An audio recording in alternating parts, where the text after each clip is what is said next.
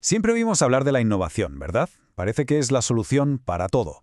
Pero, ¿y si no fuera tan bonito como lo pintan? ¿Y si tuviera un lado oscuro? Pues de eso vamos a hablar hoy, y lo haremos siguiendo el análisis crítico de Shannon Walsh. Y es que, como dice esta cita de S. de Sayel, parece que hay un énfasis cada vez más singular en la innovación. Lo vemos por todos lados, en la tele, en los discursos de los políticos. Es como la respuesta automática para cualquier reto económico o social. Exacto.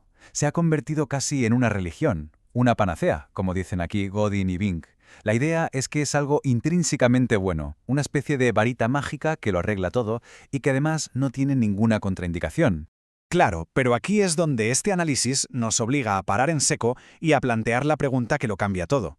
¿Y si hay algo más? ¿Y si toda esta positividad está tapando una cara B que nadie quiere mirar? Pues venga, vamos a tirar de ese hilo. Porque resulta que ya hay un campo de estudio, los llamados estudios críticos de la innovación, que lleva tiempo señalando que esta fachada tan perfecta pues tiene grietas.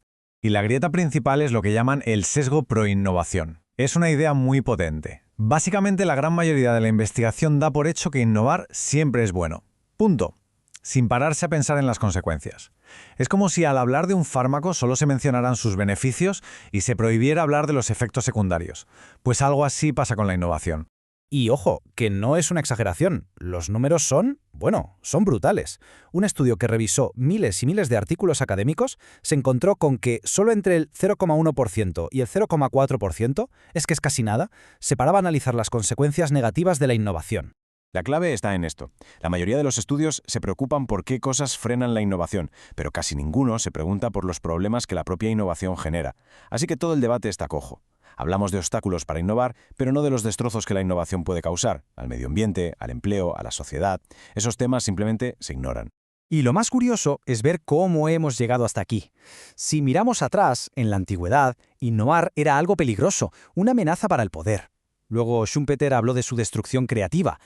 Pero a partir de mediados del siglo XX, ¡pum!, se convierte en algo puramente técnico y económico. Se le ha quitado toda la carga política. Ha pasado de ser un acto de rebelión a ser un objetivo de empresa.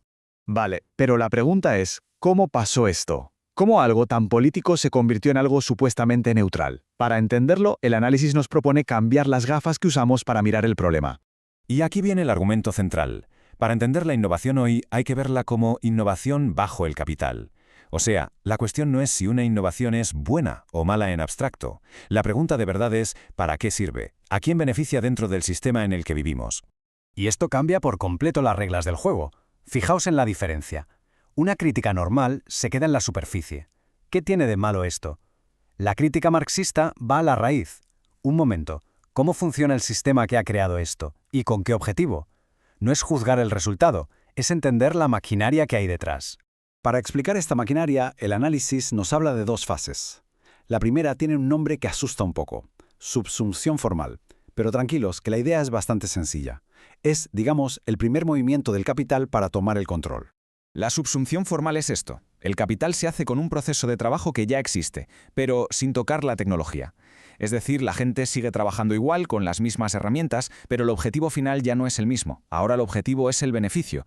Solo cambia el para qué, pero ese cambio lo es todo. Para que se entienda bien, pensemos en un quesero artesano. Él hace su queso para la gente del pueblo. Un día llega una gran empresa y le compra el negocio. Él sigue haciendo el queso exactamente igual, con su receta de siempre.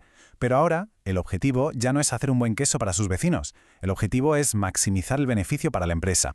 El trabajo en sí no ha cambiado, pero su alma, su propósito, ha sido absorbido, subsumido por la lógica del capital. Y este ejemplo del quesero pasa a lo grande en todo. La idea de innovar para cubrir una necesidad social, que es algo amplio y complejo, se reduce a algo mucho más simple y medible, la demanda de mercado. El objetivo social queda capturado y se transforma en un objetivo puramente económico.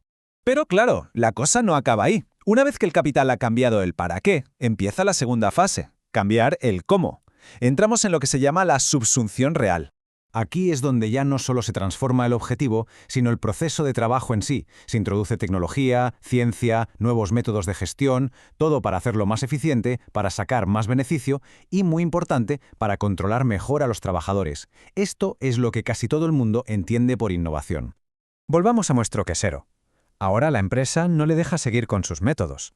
Le mete máquinas, aditivos químicos, procesos industriales. Su habilidad artesana ya no vale nada, o incluso estorba. El objetivo ya no es hacer un buen queso, es producir más rápido y más barato que la competencia. El trabajo ha sido completamente reinventado, pero a imagen y semejanza de la lógica del capital.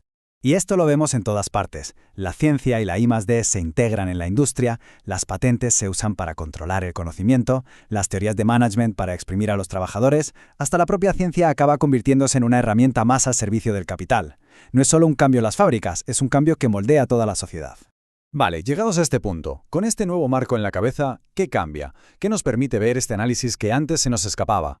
Pues cambia la perspectiva por completo. La visión normal nos dice que la innovación sirve para resolver problemas y crecer económicamente, y que su motor es la ciencia. Es un proceso natural, casi apolítico. Pero desde esta otra óptica, vemos que el propósito real es la acumulación de capital. El motor es la competencia y el control, y que de apolítico no tiene nada. Es un campo de batalla. Son dos formas radicalmente distintas de ver lo mismo. Y con esta nueva mirada podemos entender mejor ciertos conflictos. Por ejemplo, cuando el pueblo mapuche en Chile defiende sus semillas tradicionales frente a los agronegocios, no es que estén en contra de la innovación. Lo que están haciendo es resistirse a que su forma de vida, su conocimiento, sea subsumido, absorbido por la lógica del capital corporativo. Y esto nos lleva a una idea muy profunda, casi existencial. Como dice esta cita, el problema de criticar la innovación es que nos jugamos nuestra propia identidad. Nos hemos contado la historia de que somos una sociedad avanzada porque innovamos. Si la innovación falla, es como si dejáramos de ser quienes creemos que somos. Toca un nervio muy sensible. Con todo esto sobre la mesa, la gran pregunta que queda flotando en el aire no es si hay que innovar o no. La pregunta de verdad es ¿innovar para qué y para quién? Si aceptamos que el modelo actual de innovación sirve principalmente al capital, el verdadero desafío es empezar a imaginar cómo sería una innovación que de verdad sirviera a las personas y a la sociedad en su conjunto.